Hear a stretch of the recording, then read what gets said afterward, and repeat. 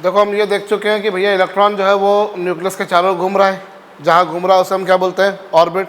और इलेक्ट्रॉन चल रहा है मतलब चार्ज चल रहा है, और जब चार्ज चलता है तो करंट फ्लो होता है, और करंट फ्लो होता है तो मैग्नेटिक फील्ड भी डेवलप होती है। इस बारे में हम लोगों ने देख लिया था। अब जब कभी किसी सर्कल में करंट फ्लो हो रहा है, मान लो ये कोई सर्कल है तुम्हारे पास, ये तुम्हारे पास में क्या है, कोई सर्कल जिसमें क्या फ्लो हो रहा है, करंट फ्लो हो रहा है, जिसकी रेडियस कितनी है, तो इसके सेंटर पर मैग्नेटिक फील्ड कितनी आएगी वो भी हम देख चुके हैं। ठीक है। और जब भी किसी सर्कुलर पाथ में करंट फ्लो होता है, सर्कुलर पाथ में हो किसी भी पाथ में हो, तो कोई भी कॉइल में अगर करंट फ्लो हो रहा है तो वहाँ पर एक मैग्नेटिक मूवमेंट डेवलप होता है। मैग्नेटिक मूवमेंट जिसे हम एम से रिप्रेजेंट करते हैं, और वो होता है आई इंटू ए। आई इंटू ए यानी क्या, करंट इंटू क्या, एरिया। जो मैग्नेटिक मूवमेंट आता है वो क्या आता है, कितना आता है वो, current into area. Magnetic movement जो आता है वो क्या आता है, आई क्या है उसमें से बहने वाला, और ए क्या है उसका, एरिया। ठीक है। तो अभी यहाँ पर क्या हो रहा है, और करंट फ्लो हो रहा है या नहीं हो रहा है, भाई इलेक्ट्रॉन चल रहा है तो चार्ज चल रहा है कि नहीं चल रहा है, और चार्ज चल रहा है तो करंट फ्लो हो रहा है कि नहीं हो रहा है। करंट फ्लो हो रहा है तो क्या होगा, मैग्नेटिक मूवमेंट आएगा। निकालिए कितना आएगा, वो कितना आएगा बताइए।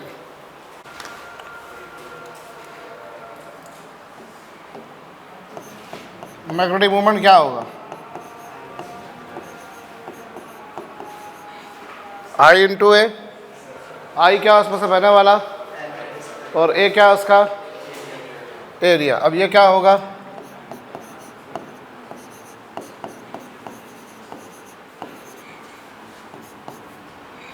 आई एन का एक्सप्रेशन हमने डिराइव किया था, क्या था बोलो, एन एम जेड स्क्वायर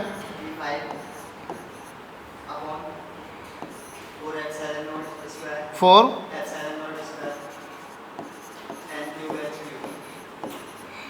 ये आई एन का एक्सप्रेशन था, ये पाए है, और आर एन क्या है, epsilon nought N square H square upon pi M Z. चलो सॉल्व करो इसको।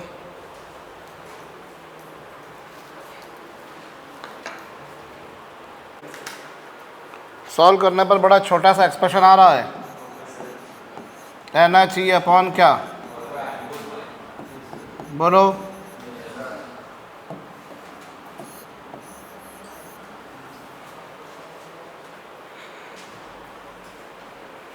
ये मैग्नेटिक मूवमेंट का एक्सप्रेशन आया।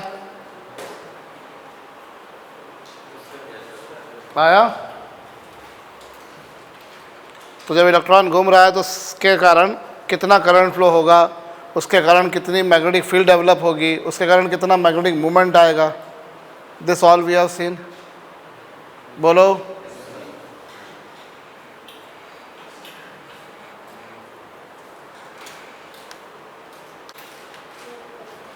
ठीक।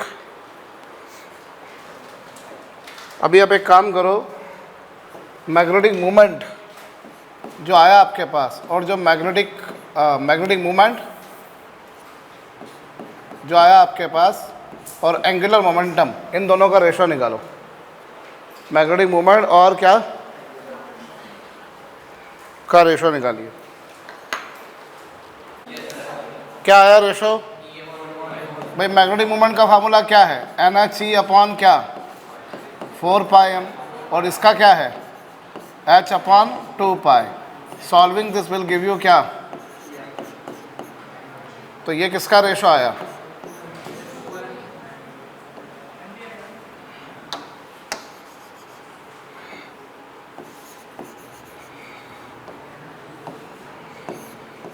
ये मैग्नेटिक मूवमेंट और एंगुलर मोमेंटम का रेशो आ गया।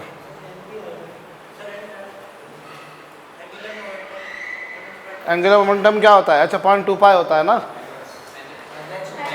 एन एच अपॉन 2 पाई, हाँ एन एच अपॉन 2 पाई। तो ये आया, क्या आ गया, ये ई अपॉन 2m। ई क्या है यहाँ पर, इलेक्ट्रॉनिक चार्ज और नॉन इलेक्ट्रॉन जो घूम रहा था, और m क्या है, उस इलेक्ट्रॉन का मास जो घूम रहा था। बोलो, ई क्या है यहाँ पर, किसका चार्ज, इलेक्ट्रॉन का, और m क्या है, मास ऑफ इलेक्ट्रॉन है। आ रही है बात समझ में? अब सुनो मेरी बात, ये अभी अपन ने इलेक्ट्रॉन के लिए किया। एक्चुअली ये एक सर्वा फार्मूला, जनरलाइज फार्मूला है कि कोई भी चार्ज पार्टिकल हो, क्या है, कोई भी चार्ज पार्टिकल, ऐसा कोई चार्ज जिसका चार्ज कितना है और जिसका मास कितना है। तुम्हारे पास में कोई भी चार्ज पार्टिकल है जिसका चार्ज कितना है और जिसका मास कितना है, m है, ठीक है। जब भी वो घूम रहा है तो उसके मैग्नेटिक मोमेंट और एंगुलर मोमेंटम का रेशो हमेशा q/2m ही होता है। उसके मैग्नेटिक मोमेंट और एंगुलर मोमेंटम का रेशो कितना होता है, q/2m, हमेशा। उसके मैग्नेटिक मोमेंट और एंगुलर मोमेंटम का रेशो क्या होता है, q/2m। मैग्नेटिक मोमेंट उसका मैग्नेटिक मोमेंट और एंगुलर मोमेंटम का रेशो हमेशा यही होगा। जरूरी नहीं कि वो कोई इलेक्ट्रॉन हो, वो कोई इलेक्ट्रॉन हो, प्रोटॉन हो, पॉजिट्रॉन हो, कोई भी पार्टिकल हो। लिसन, मान लो कोई स्फेयर ही है, कोई बॉल है, बॉल को तुमने चार्ज q दे रखा है और बॉल का मास m है। कोई डिस्क है, प्लेट है तुम्हारे पास, कोई डिस्क है तुम्हारे पास जिसका चार्ज कितना है, मास कितना है, तो रेशो यही होना है। कोई रिंग है तुम्हारे पास, एक तार को मोड़ दिया मैंने, एक ऐसी वायर थी, वायर को मैंने क्या कर दिया, मोड़ दिया, और उसको चार्ज कितना दिया, उस रिंग को चार्ज है q और उस पर मास है उसका m, तो उसके मैग्नेटिक मोमेंट और एंगुलर मोमेंटम का रेशो यही आना है, q/2m, हमेशा ही। उसके मैग्नेटिक मोमेंट और एंगुलर मोमेंटम का ratio will always be equal to कितना, q उसका चार्ज है और m क्या है, उसका मास है, ठीक है। यू विल ऑलवेज रिमेंबर, कोई भी चार्ज बॉडी, वो एक पॉइंट चार्ज हो, जैसे एक इलेक्ट्रॉन हो, एक प्रोटॉन हो, या कोई भी बॉडी हो। मान लो मैंने जैसे बोला कि तुम्हें एक बॉल है, एक डिस्क है, एक प्लेट है, तुम्हारे पास में कोई भी चार्ज बॉडी है, तो उसके मैग्नेटिक मोमेंट और एंगुलर मोमेंटम का रेशो हमेशा ही कितना आना है,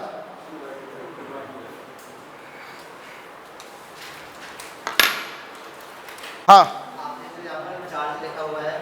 वो q उसका चार्ज है। वो जो भी पार्टिकल, जो भी बॉडी घूम रही थी, मान लो वो स्फेयर, ये स्फेयर है तुम्हारे पास, बॉल है, इस बॉल को तुमने चार्ज q दे रखा है, बॉल का मास m है, तो उसका रेशो यही होगा, उसी में। तो मैग्नेटिक मोमेंट और एंगुलर मोमेंटम का रेशो हमेशा यही होगा, ठीक है। तो तुमने यहाँ जितने भी फार्मूले लिखे हैं, ये सारे फार्मूलों को तुम्हें याद करने का है।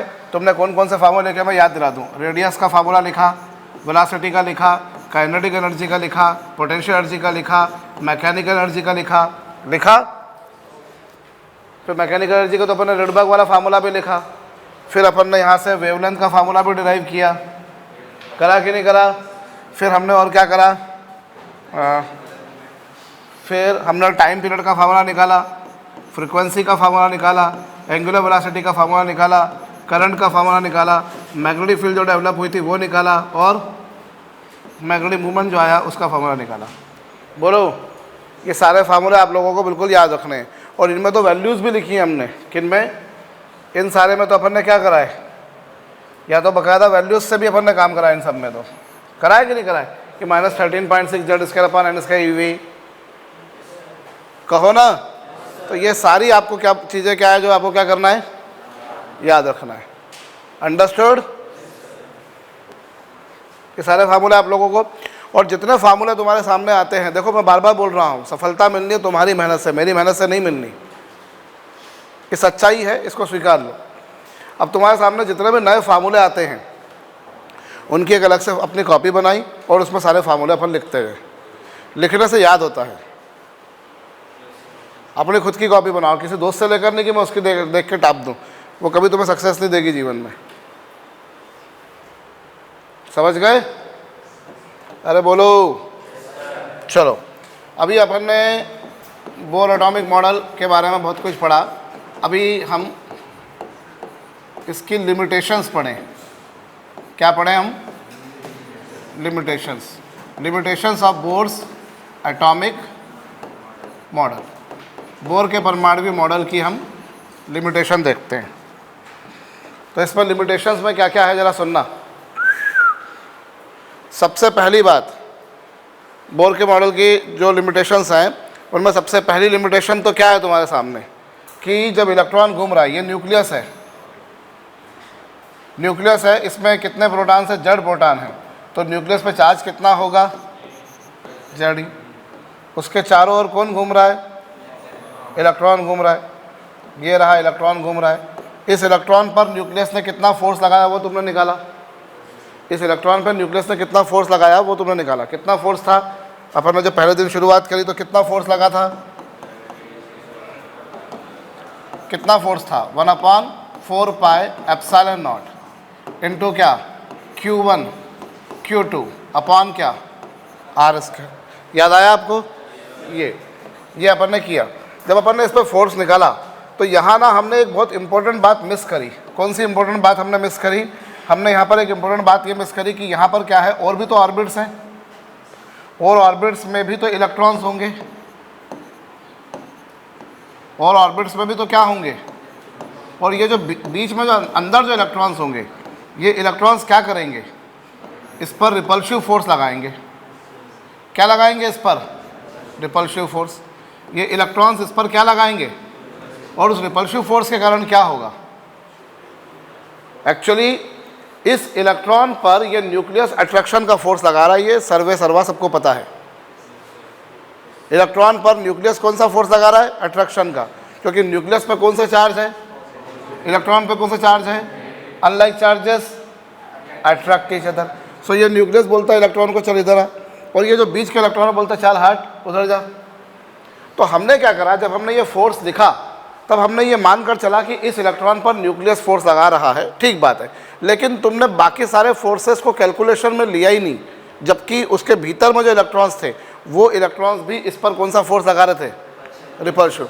तो टोटल फोर्स इतना नहीं आएगा, इससे कुछ कम आएगा, क्योंकि ये न्यूक्लियस बोलता है इधर आ, लेकिन बीच का जो इलेक्ट्रॉन बोलता है चल उधर जा, तो उस कारण इस अट्रैक्शन में क्या होगा, रिलेटिवली कुछ सप्रेशन आएगा, कुछ कमी आएगी, और उस कमी को तो तुम इग्नोर कर गए, उस कमी को तुम क्या कर गए, इग्नोर कर गए, उसे तुम्हें हटाना था, ठीक है। तो तुम ये इसका दूसरी भाषा में मतलब यूँ कहा जाए, इसे हम दूसरे वर्ड्स में ऐसा बोल सकते हैं कि हमने ये मानकर चला कि इस इलेक्ट्रॉन के अलावा बाकी कोई इलेक्ट्रॉन है ही नहीं।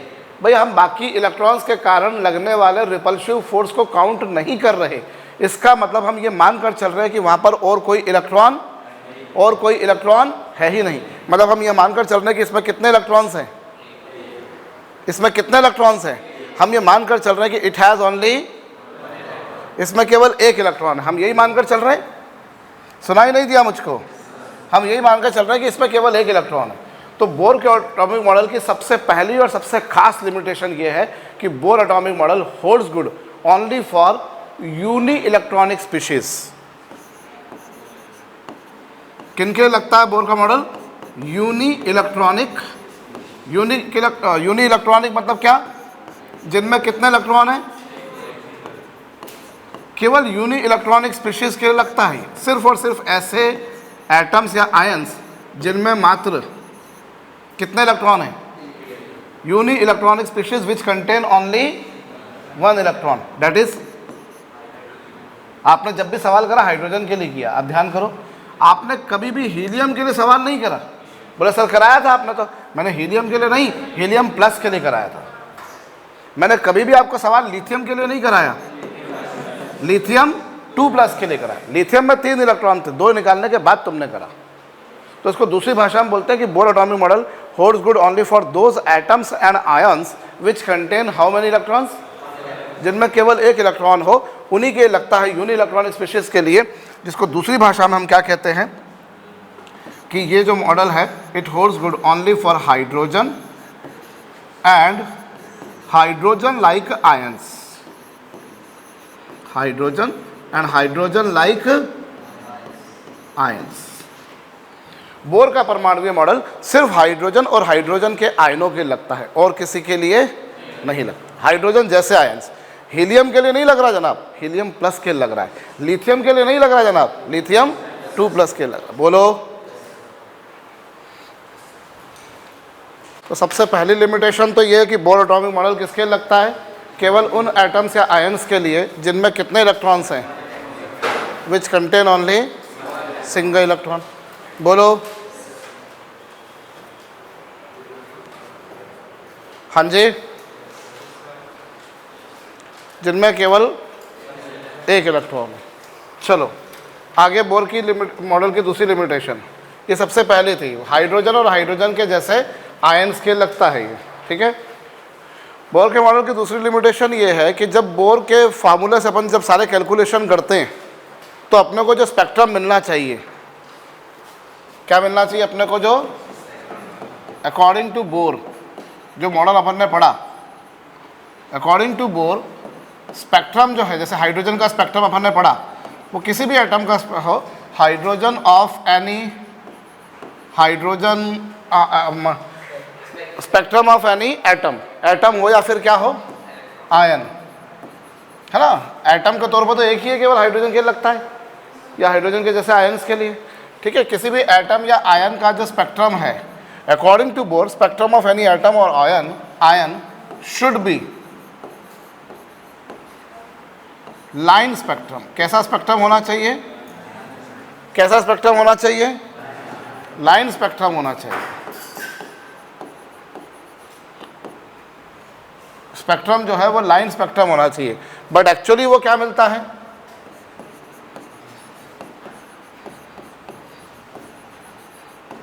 एक्चुअली जो मिलता है स्पेक्ट्रम, प्रैक्टिकली जब पाया जाता है वो स्पेक्ट्रम, बोर के मॉडल के हिसाब से तो वो स्पेक्ट्रम कैसा होना चाहिए, पर जब वो प्रैक्टिकली स्पेक्ट्रम को जब देखते हैं, but actually it is, practically वो स्पेक्ट्रम कैसा मिलता है? But actually it is band spectrum. कैसा स्पेक्ट्रम मिलता है? Band spectrum. तो बोर इस बात को समझा नहीं पाया था, भाई मिलना कैसा चाहिए? Line spectrum. बोर के जो कैलकुलेशन है, जैसे अपन ने फर्स्ट सेकंड ऑर्बिट से फर्स्ट ऑर्बिट में गया इलेक्ट्रॉन, तो कितनी वेवलेंथ आई साहब? 1216 एंगस्ट्रॉम। थर्ड से फर्स्ट में आई तो कितनी आई साहब? 1100 कुछ एंगस्ट्रॉम। मतलब 1216 के बाद सीधा 1100 कुछ आएगा, बीच की सारी वेवलेंथ। लाइन स्पेक्ट्रम क्या होता है? जब जैसे आपको कहीं पर्दे पर लाइंस मिलती हैं, पर्दे पर आपको क्या मिलती हैं, तो वो कहलाता है लाइन स्पेक्ट्रम। लेकिन पर्दे पे आपको ऐसे ऐसे बैंड मिलते हैं तो वो बैंड स्पेक्ट्रम। और पूरी कॉन्टिन्यूस आपको लाइट मिलती है तो वो कौन सा होता है? Continuous spectrum. जैसे सन का स्पेक्ट्रम कॉन्टिन्यूस होता है, और बहुत सारे एटम्स या आयन्स को मिक्स कर दोगे तो उनका स्पेक्ट्रम भी कॉन्टिन्यूस स्पेक्ट्रम होता है। समझ रहे हो मेरी बात को? सिंगल एटम का निकालोगे तो वो लाइन स्पेक्ट्रम, मतलब कभी अगर आपको बिल्कुल ऐसे लाइन्स मिलती है तो वो लाइन स्पेक्ट्रम है। ऐसे मोटे मोटे बैंड मिलते हैं तो वो कौन सा स्पेक्ट्रम है? और जब बिल्कुल कॉन्टिन्यूस लाइट मिल रही है आपको तो वो कौन सा स्पेक्ट्रम है? कॉन्टिन्यूस स्पेक्ट्रम है। तो जब बोर के कैलकुलेशन के हिसाब से देखा जाए तो 1216 एंगस्ट्रॉम के बाद सीधा 1187 एंगस्ट्रॉम, फिर मालूम पड़ता सीधा 1000 कुछ 90 एंगस्ट्रॉम, मतलब बीच की सारी वेवलेंथ है ही नहीं। लेकिन प्रैक्टिकली ये पाया जाता है कि स्पेक्ट्रम कैसा है। तो बोर से पूछा भैया क्यों? तू बोल रहा है तेरे कैलकुलेशन से चल रहा हूँ तो लाइन स्पेक्ट्रम मिल रहा है, प्रैक्टिकली क्या मिल रहा है? तो बोर ने हाथ ऊँचा कर दिया, बोर के पास इसका कोई आंसर नहीं था। समझ रहे मेरी बात को? Bohr was not able to give the reply for this से। तो ये बोर के मॉडल के दूसरा था। ऐसे ही जब इलेक्ट्रॉन बाहर से अंदर आ रहा है तो वो क्या रिलीज कर रहा है? एनर्जी रिलीज कर रहा है। कौन सी फॉर्म में कर रहा है? लाइट वेव्स की फॉर्म में। तो जब वो लाइट वेव्स हैं, इलेक्ट्रोमैग्नेटिक वेव्स हैं, उन इलेक्ट्रोमैग्नेटिक वेव्स की नाम से ऐसा लगता है कि जैसे उनमें इलेक्ट्रॉन होते होंगे, मैग्नेट्स होती होंगी, ऐसा कुछ भी नहीं है। इलेक्ट्रोमैग्नेटिक वेव्स जो होती है ना, वो बिल्कुल चार्ज लेस होती हैं, उन पर कोई चार्ज होता ही नहीं है। जब मैं सुनता हूँ इलेक्ट्रोमैग्नेटिक वेव्स तो पढ़ के मुझे ऐसा लगता है कि कहीं ना कहीं कुछ इलेक्ट्रॉन या प्रोटॉन या कुछ चार्जेस के बारे में बात होती होगी, कुछ मैग्नेट्स के बारे में बात होती होगी, बट प्रैक्टिकली ऐसा कुछ भी नहीं होता। तो जब इन इलेक्ट्रोमैग्नेटिक वेव्स को किसी इलेक्ट्रिक फील्ड से पास करते हैं, किससे पास करते हैं? इलेक्ट्रिक फील्ड से पास करते हैं। तो इलेक्ट्रिक फील्ड से पास करने पर इलेक्ट्रिक फील्ड का इन पर कोई इफेक्ट होना नहीं चाहिए। जैसे यहाँ पर एक ये पॉजिटिव चार्ज प्लेट है और ये नेगेटिव चार्ज प्लेट है। तो जब इन इलेक्ट्रोमैग्नेटिक वेव्स को इलेक्ट्रिक फील्ड से पास किया, किससे पास किया? इलेक्ट्रिक फील्ड से पास किया। तो इलेक्ट्रिक फील्ड से पास करने पर ये क्या होंगी? ये ऐसे ब्रेक हो जाना चाहिए। क्या हो जाना चाहिए? ब्रेक हो जाना चाहिए, सॉरी ब्रेक नहीं होना चाहिए। पर प्रैक्टिकली ये पाया जाता है कि जब उन इलेक्ट्रोमैग्नेटिक वेव्स को, वो जो स्पेक्ट्रम के दौरान निकलने वाली जो वेव्स थी, उनको जब इलेक्ट्रिक फील्ड से पास किया गया, किससे पास किया गया, तो वो ब्रेक हो जाती हैं। बोर्ड से पूछा भैया बता काहे को ब्रेक हुई, तू बोल रहा है इलेक्ट्रोमैग्नेटिक वेव्स रिलीज हो रही हैं, और जब इलेक्ट्रोमैग्नेटिक वेव्स रिलीज हो रही है तो फिर तो वो इलेक्ट्रिक फील्ड से पास करने पर ब्रेक। बोर्ड से पूछा बता ऐसा क्यों, तो बोर्ड ने बोला भैया मेरे को नहीं मालूम। एक्चुअली ये बाद में फिर किसी दूसरे साइंटिस्ट ने इसको बताया कि क्यों ब्रेक होती है, और इस इफेक्ट को हम बोलते होते हैं स्टार्क इफेक्ट। कौन सा इफेक्ट बोलते हैं? Stark effect. बोर्ड इसका जवाब नहीं दे पाया था।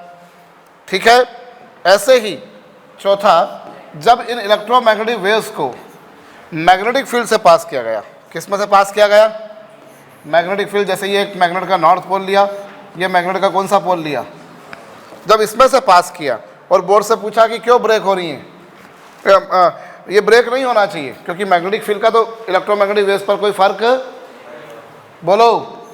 तो जब बोर्ड से पूछा कि क्यों ब्रेक हुई है, तो बोर्ड ने हाथ ऊंचा कर दिया, बोर्ड ने बोला भैया मेरे को नहीं मालूम। ये बाद में किसने बताया?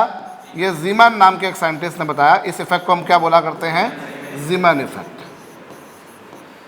समझ रहे मेरी बात को?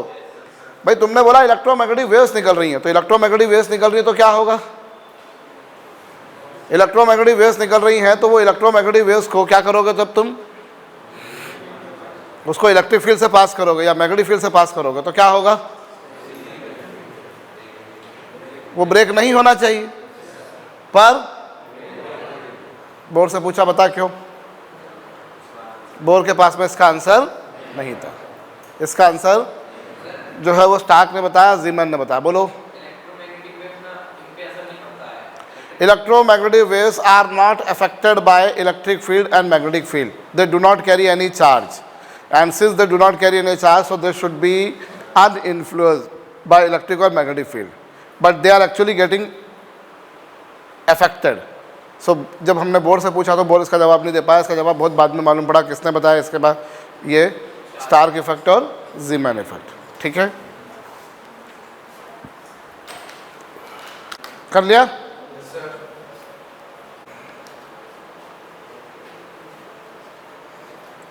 समझ गए? सो बोर के मॉडल के हिसाब से लाइन स्पेक्ट्रम होना चाहिए था, पर बैंड स्पेक्ट्रम मिला। इलेक्ट्रोमैग्नेटिक रिलीज हुई हैं तो इलेक्ट्रिक फील्ड या मैग्नेटिक फील्ड ने उन पर कोई इफेक्ट नहीं डालना था। लिमिटेशंस और भी हैं। बोर का मॉडल केवल ऑर्बिट तक लिमिटेड था, केवल ऑर्बिट, लेकिन आगे चल के मालूम पड़ा कि वो ऑर्बिट नहीं है, वो क्या है? ऑर्बिटल है। बोर का जो मॉडल है वो इलेक्ट्रॉन के केवल पार्टिकल नेचर तक लिमिटेड है। कहाँ तक लिमिटेड है? बोर का मॉडल जो है वो इलेक्ट्रॉन के कौन से नेचर को बताता है? बोर का मॉडल कौन से नेचर को बताता है? केवल पार्टिकल नेचर के बारे में बताता है। Bohr's atomic model explains about particle nature of electron only. ठीक है, इलेक्ट्रॉन के केवल पार्टिकल नेचर के बारे में बताता है। बट अभी तुम पढ़ने वाले हो इसके जस्ट बाद जो टॉपिक तुम पढ़ोगे उसमें देखोगे कि इलेक्ट्रॉन केवल पार्टिकल नहीं, इलेक्ट्रॉन एक वेव भी है। इलेक्ट्रॉन क्या है? एक। उसी के बाद से कॉन्सेप्ट आया था ऑर्बिटल का। ऑर्बिट के बाद ही कॉन्सेप्ट आया काहे का?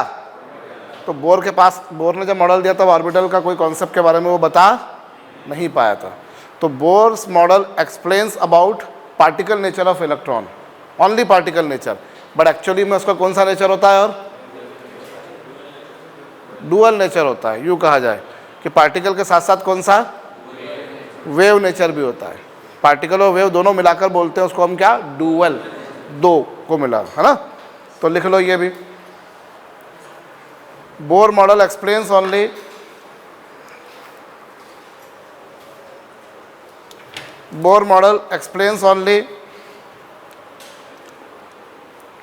particle nature of EM waves. Bohr model explains only particle nature of electron, sorry. Bohr's model explains only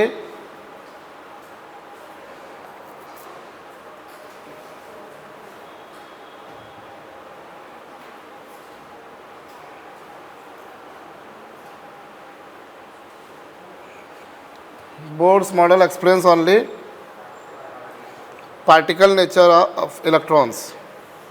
Explains particle natures of electron.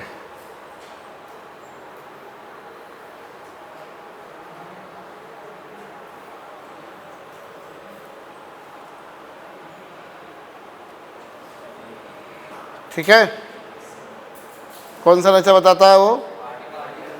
Particle nature के वो। जबकि while practically electron has dual nature, while practically electron has dual nature.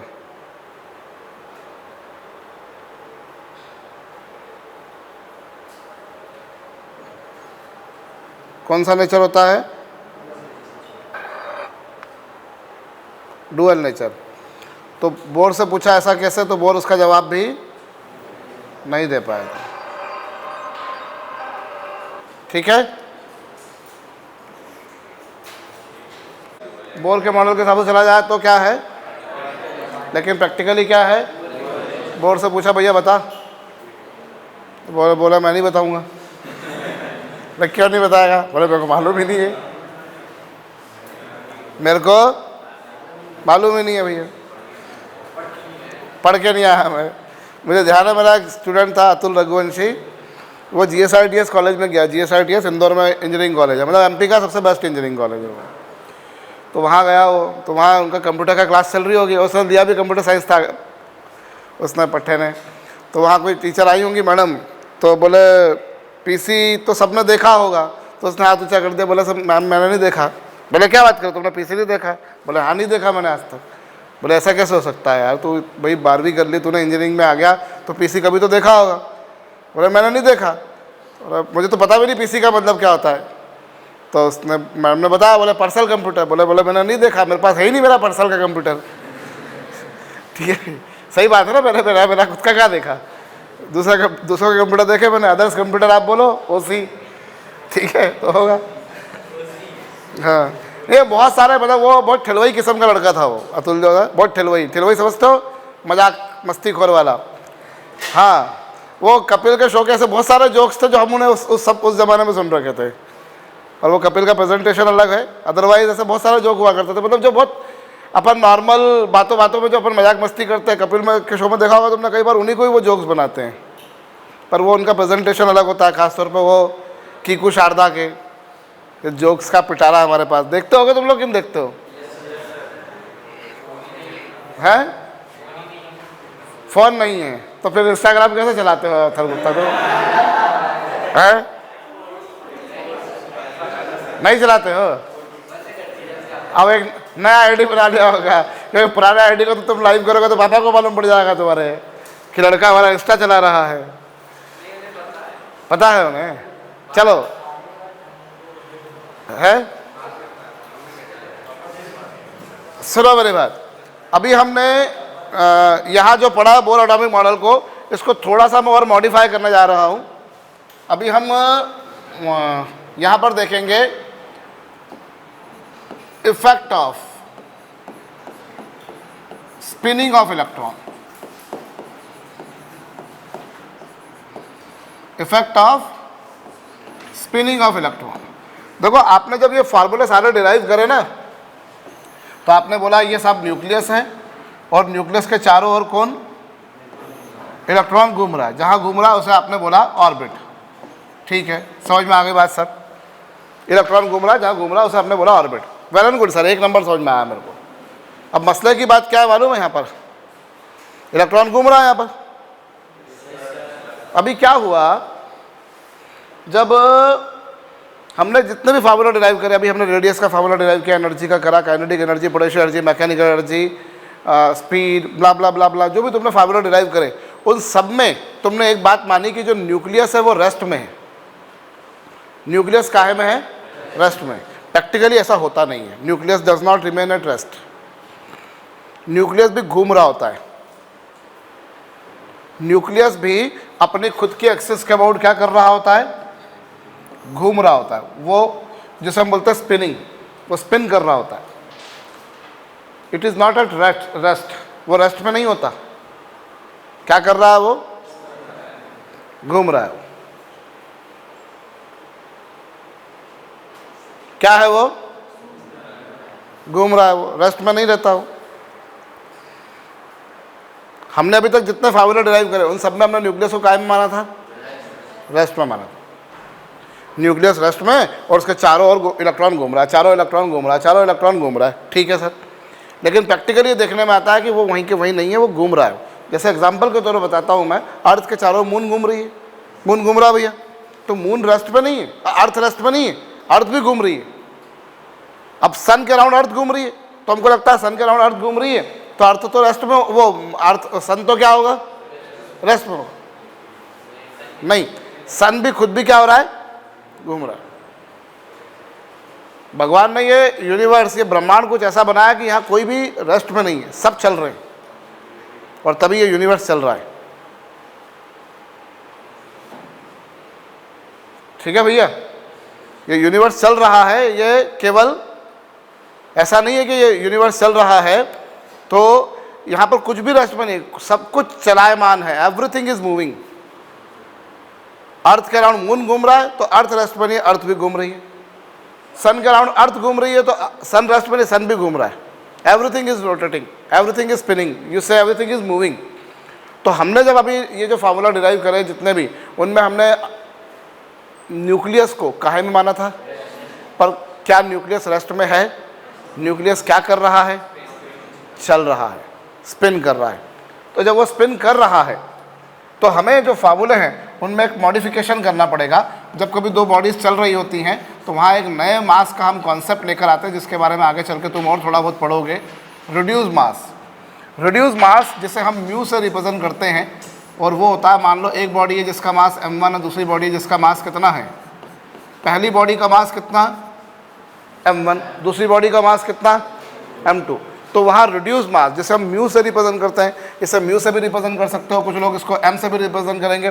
तो जो reduce mass है वो क्या होता है? m1 इंटू अपॉन क्या? तो ये रिड्यूस मास है। एक बॉडी का मास कितना है? दूसरी बॉडी का मास कितना है? एक बॉडी का मास m1 है, दूसरी बॉडी का मास कितना है? तो रिड्यूस मास कितना होगा? m1 m2 अपॉन कितना? m1 + पहली बॉडी का मास m1, दूसरी बॉडी का मास m2, तो रिड्यूस मास जो आएगा वो कितना आएगा? m1 m2 अपॉन कितना? यह है रिड्यूस मास। अभी तक आपने क्या करा था? न्यूक्लियस को क्या करा था? लेकिन अब अगर न्यूक्लियस भी चल रहा है, इलेक्ट्रॉन भी चल रहा है, तो जो मास लिखोगे वहाँ पर किसका किसका मास लिखोगे? एक तो इलेक्ट्रॉन का मास और एक किसका? और फिर एम किसका मास है? एम किसका मास है? इलेक्ट्रॉन का मास है। और एम किसका मास है? Mass of, this is mass of electron and this is mass of nucleus. तो यहाँ आपने इलेक्ट्रॉन का मास लिया और यहाँ आपने किसका मास लिया? न्यूक्लियस का। तो आपको कौन सा मास लिखना है इन दोनों का? रिड्यूस्ड मास। जहाँ जहाँ फार्मूले में तुम्हारे पास m था, अभी तक तुमने जो भी फार्मूला डिराइव करे उनमें कौन सा मास हुआ करता था? जैसे तुमने रेडियस, उदाहरण के तौर पर सबसे पहले तुमने रेडियस का फार्मूला डिराइव किया, तो रेडियस के फार्मूले में क्या था? r = क्या था? ε0 n² h² upon pi mz² बताओ यहाँ पर m किसका मास है? किसका मास है? लेकिन अगर न्यूक्लियस के स्पिनिंग को भी काउंट कर लिया जाए तो फिर कौन सा मास लिखना होगा? रिड्यूस मास लिखना होगा। Till now we were neglecting the mass of, we were neglecting the effect of spinning of nucleus से। अभी तक तुम न्यूक्लियस के स्पिनिंग को क्या कर रहे थे? निग्लेक्ट कर रहे थे। अभी तक तुम न्यूक्लियस के मास, न्यूक्लियस के स्पिनिंग को क्या कर रहे थे? लेकिन अगर तुम उसे भी क्या करो? क्या करो? काउंट करो, तो फिर तुम्हें मास, जहाँ जहाँ मास लिखा था वहाँ वहाँ किसका मास लिखने जाओगे? रिड्यूस मास लिखने जाओगे। बोलो समझ में आई बात? जैसे अपन ने ये लिखा तो यहाँ m अभी तक मास ऑफ इलेक्ट्रॉन था, लेकिन अगर न्यूक्लियस के स्पिनिंग को काउंट किया जाए तो फिर किसका मास लिखोगे? रिड्यूस मास लिखोगे। समझ में आई बात? जैसे एग्जांपल के तौर पर चलो मैं एनर्जी के बारे में बात करूं। एनर्जी, एनर्जी का फार्मूला तुम्हारे पास में क्या था, माइनस एप्सिलॉन नॉट, क्या था, नहीं यहाँ पर माइनस एम जेड स्क्वायर ई की पावर 4 अपॉन क्या 8 epsilon nought N square H square. वहाँ एम किसका मास था, एम किसका मास था, लेकिन अभी अगर न्यूक्लियस के स्पिनिंग को काउंट करो तो एम किसका मास लोगे, रिड्यूस मास लोगे। बोलो करो। तो जब जब तुम ओए न्यूक्लियस के स्पिनिंग को काउंट करोगे तो किसका मास लोगे, रिड्यूस मास। एक्चुअली में क्या होता है, न्यूक्लियस इलेक्ट्रॉन के कंपैरिजन में जितना ज़्यादा हैवी होगा उतना ही न्यूक्लियस के स्पिनिंग को तुम नेग्लेक्ट कर सकते हो। न्यूक्लियस के स्पिनिंग को कब नेग्लेक्ट कर सकते हो, जितना ज़्यादा हैवी होता है ये। मतलब जैसे अपने को पता है कि न्यूक्लियस जो है वो इलेक्ट्रॉन के कंपैरिजन में कम से कम 1836 गुना हैवी है। बोलो है या नहीं है, कम से कम। अब 1836 मतलब समवाट 2000 गुना मान लो अपन, तो कहाँ एक इलेक्ट्रॉन और कहाँ 2000 गुना भारी, तो ऑटोमेटिकली अपन उसको मान सकते हैं कि वो बहुत ही भारी है। बहुत ही भारी है तो फिर अपन न्यूक्लियस के स्पिनिंग को क्या कर सकते हैं, न्यूक्लियस के स्पिनिंग को क्या कर सकते हैं, निगलेक्ट कर सकते हैं। बोलो, न्यूक्लियस के स्पिनिंग को हम क्या कर सकते हैं, निगलेक्ट। लेकिन अगर क्या हो, अगर न्यूक्लियस के स्पिनिंग को निगलेक्ट ना करें, और वो शर्त कब आएगी मालूम है, न्यूक्लियस इलेक्ट्रॉन के कंपैरिजन में जितना ज़्यादा लाइट होता जाएगा उतना ज़्यादा तुमको उसको स्पिनिंग को क्या करना पड़ेगा, काउंट करना पड़ेगा। मैं जो कह रहा हूँ मेरी बात समझ में आ रही है या नहीं आ रही है। न्यूक्लियस के स्पिनिंग को तुम कब अंडर एस्टिमेट करोगे, न्यूक्लियस के स्पिनिंग को तुम कब अंडर एस्टिमेट करोगे, न्यूक्लियस जितना ज़्यादा हैवी होगा आप उतना ही ज़्यादा क्या कर सकते हो, उसको नेग्लेक्ट कर सकते हो। लेकिन न्यूक्लियस जैसे जैसे क्या होता जाएगा वैसे वैसे क्या करना पड़ेगा आपको, बोलो। ठीक है, एक सवाल लिखो, हाँ बोलो।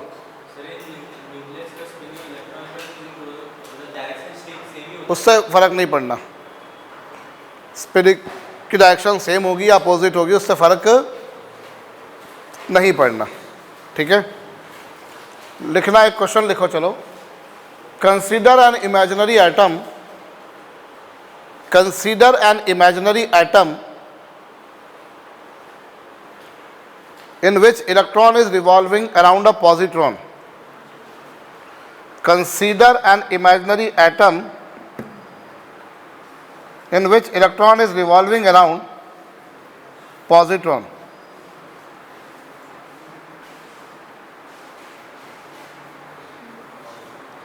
Consider an imaginary atom in which electron is revolving around positron. What is the minimum distance of electron from positron? What is the minimum distance between them? What is the minimum distance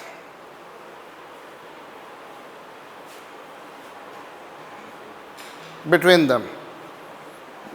देखो, यहां तुम क्या कर रहे हो, ये है positron. Positron क्या होता है मैं तुम्हें बताऊं, पॉजिट्रॉन होता है इलेक्ट्रॉन का एंटी पार्टिकल। इधर ध्यान दे लो, पॉजिट्रॉन क्या होता है, पॉजिट्रॉन जिसे आप बोलते हो E plus is anti particle of electron. Positron electron का क्या होता है, पॉजिट्रॉन जो है वो इलेक्ट्रॉन का क्या होता है। What we mean by anti particle, anti particle क्या होता है, ऐसा पार्टिकल जिनके चार्जेस सेम हो, मास भी सेम हो, लेकिन चार्जेस कैसे हों, अपोजिट हो। इलेक्ट्रॉन और पॉजिट्रॉन दोनों के मासेस क्या होते हैं और चार्जेस क्या होते हैं, अपोजिट होते हैं। सेम होते हैं लेकिन अपोजिट होते हैं। बोलो सर, इलेक्ट्रॉन और प्रोटॉन के चार्ज भी अपोजिट हैं लेकिन क्या मास सेम है। शर्त यह है कि क्या सेम होना, चार्ज मास दोनों सेम होना, लेकिन चार्ज का नेचर कैसा होना, अपोजिट होना। चार्ज का नेचर कैसा होना, अपोजिट होना। तो electron and positron they both have same mass, they both have same charges, but charges are unlike. बोलो, ठीक है। तो जो पॉजिट्रॉन के चारों ओर इलेक्ट्रॉन घूम रहा है, दोनों के मासेस क्या हैं? आपसे पूछा इन दोनों के बीच के मिनिमम गैप निकालो। मिनिमम गैप कब आएगा? जब फर्स्ट ऑर्बिट में घूम रहा हो। तो इसका मतलब आपको कौन सी रेडियस निकालनी है? फर्स्ट ऑर्बिट की रेडियस निकालनी है। किसकी रेडियस निकालनी है? अब यहाँ इसका मास वही है जो इसका है, तो फिर आप न्यूक्लियर इसके स्पिनिंग को काउंट करोगे कि नहीं करोगे? इसके स्पिनिंग को काउंट करोगे कि नहीं करोगे? क्यों करोगे? काफ़ी लाइट हो गया वो हैवी हो जाता, उसको 5000 गुना भारी कर देता, तो फिर नहीं करता। लाइट कर दिया इसलिए काउंट करूंगा। नहीं आ समझ में? उन्होंने बोला नहीं है कहीं पर भी काउंट करो, पर हम काउंट इसलिए नहीं कर रहे क्योंकि हमने स्पिनिंग का इफेक्ट देख रहे हैं, इसलिए हमको, चूंकि फंडा वही पढ़ाया गया इसलिए सवाल भी वही कराया जाएगा। ये होता है भैया कि फंडा वही पढ़ाया तो सवाल उसी पर देंगे सर। मसले की बात क्या है, आप जरा दिमाग लगाइए। चूंकि न्यूक्लियस का मास उतना ही है जितना इलेक्ट्रॉन का है, तो अवश्यम भावी रूप से undoubtedly I am going to take mass of nucleus into the count, I am going to take the spinning of nucleus into the count से। तो अब यहाँ पर रिड्यूस मास कितना हो जाएगा? रिड्यूस मास कितना हो जाएगा भाई? न्यूक्लियस, इलेक्ट्रॉन का मास m, न्यूक्लियस का मास भी m।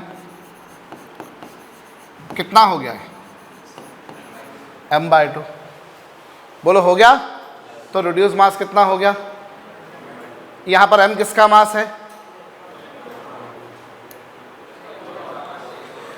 ये m/2 कैसे आया? न्यूक्लियस में, न्यूमरेटर में आया m², डिनोमिनेटर में आया 2m। क्या आया ये? m/2। अभी रेडियस निकालनी है, और रेडियस के बारे में मैं जानता हूँ कि जो रेडियस है उसके फार्मूले को तुम देखो, तो रेडियस के फार्मूले में अगर तुम देखो तो m इन्वर्सली वेरी करता है उससे। सुना ही नहीं दिया मेरे को? रेडियस मास के इन्वर्सली वेरी करता है या नहीं करता है? अब यहाँ मास आधा हो गया कि नहीं? तो रेडियस क्या हो जाएगी? डबल हो जाएगी। चूंकि रेडियस जो होती है nth ऑर्बिट की, वो मास के इन्वर्सली वेरी कर रही है कि नहीं कर रही है? तो अभी तो मास कितना हो गया इससे? भाई ओरिजिनली m था तो इसका कितना हो गया? m/2। मास आधा हो गया तो रेडियस क्या हो जाएगी? मास आधा हो गया तो रेडियस क्या हो जाएगी? तो रेडियस को डबल करो, डबल करोगे तो कितनी हो जाएगी? ओरिजिनली फर्स्ट ऑर्बिट की रेडियस होती है 0.529, तो यहाँ उसका डबल कर दोगे तो कितना कर दोगे? 1.058 एंगस्ट्रॉम। बोलो, कर लो। देखो मैं फिर बोल रहा हूँ, अभी तक जो भी हमने कॉन्सेप्ट पढ़ा, अभी तक जो भी कॉन्सेप्ट हमने पढ़ा, उसमें हमने क्या करा था? न्यूक्लियस को इलेक्ट्रॉन के कंपैरिजन में बहुत ज़्यादा हैवी लिया था। और जब इलेक्ट्रॉन न्यूक्लियस के कंपैरिजन में बहुत ज़्यादा हैवी है, तो न्यूक्लियस का स्पिनिंग को हम काउंट नहीं करेंगे। If nucleus is very heavy in comparison of electron, then we will not take spinning of that nucleus into our count से। परंतु यदि क्या हो, लाइट हो जाए हो, क्योंकि हमको मालूम है इलेक्ट्रॉन के कंपैरिजन में न्यूक्लियस कम से कम 1836 गुना भारी होगा, क्योंकि कम से कम एक प्रोटॉन तो होगा ही उसके अंदर, और एक भी प्रोटॉन आ रहा है तो 1836, 2 प्रोटॉन आ गए तो 3672 गुना हो गया वो। मानते हो इस बात को?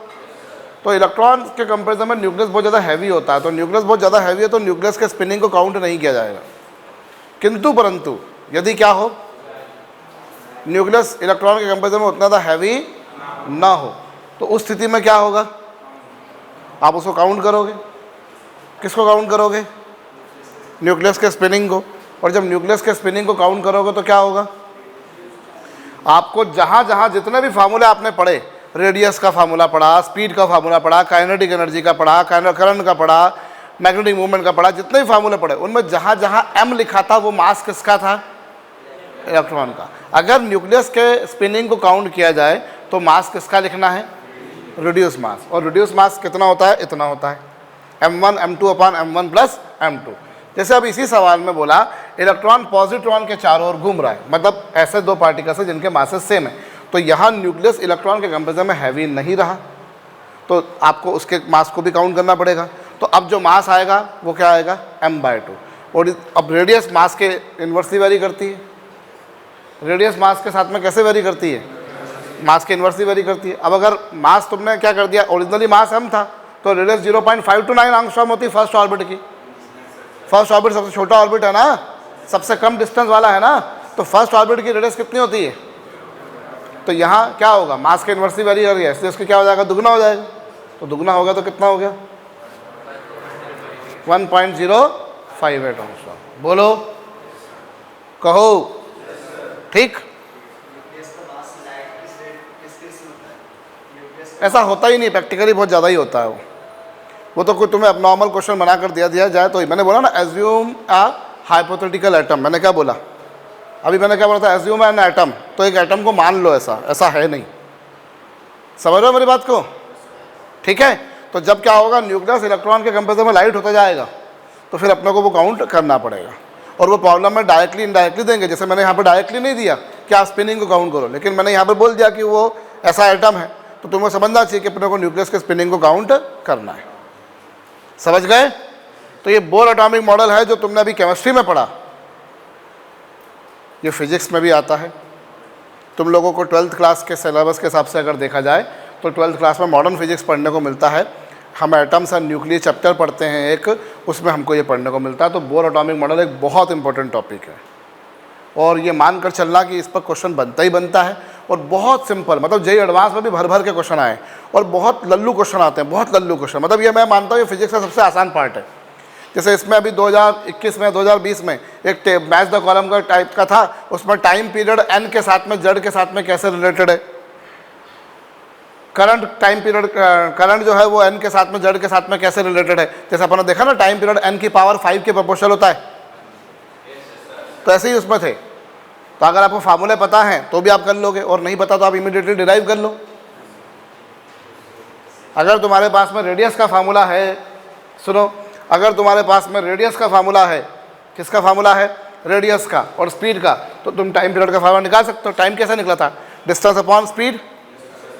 मैंने डिराइव कराए हैं तुम्हारे को। कई बार ऐसा होता है हम अटक जाते हैं, कई बार हम ना, मतलब हमें बहुत अच्छे से पता होता है, बहुत हाईली कॉन्फिडेंट होते हैं हम, लेकिन एग्जाम हॉल में जाने के बाद में क्या है, मतलब बहुत दिक्कत आती है। एग्जाम हॉल में एक अलग तरह का प्रेशर होता है, एग्जाम हॉल में एक बिल्कुल अलग तरह का प्रेशर होता है जो नॉर्मलाइज मैनर में नहीं होता, अपने को मालूम है।